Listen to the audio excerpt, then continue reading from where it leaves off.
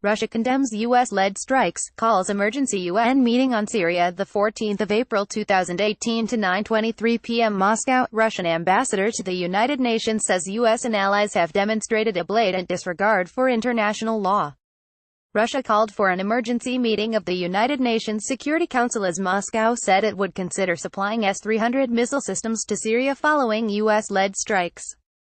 Loading, the current escalation of the situation around Syria has a devastating impact on the whole system of international relations. President Vladimir Putin said in a statement on Saturday published on the Kremlin website.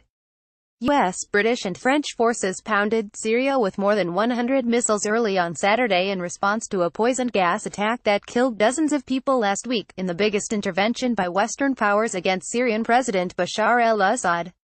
Putin said the U.S. actions in Syria made the humanitarian catastrophe worse and caused pain for civilians. Russia in the most serious way condemns the attack on Syria where Russian military servicemen helped the legitimate government to fight terrorism, Putin said.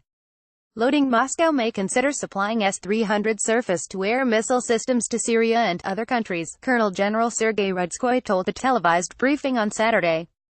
Russia had refused supplying those missiles to Syria a few years ago, he added, taking into account the pressing request of some of our Western partners, following the U.S.-led strikes. However, we consider it possible to return to examination of this issue not only in regard to Syria but to other countries as well, Rudskoy said.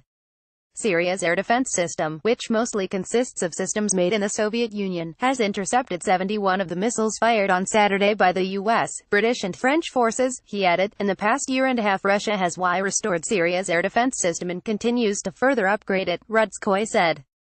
Reuters. Syria. Donald Trump. Russia. United Nations. Vladimir Putin.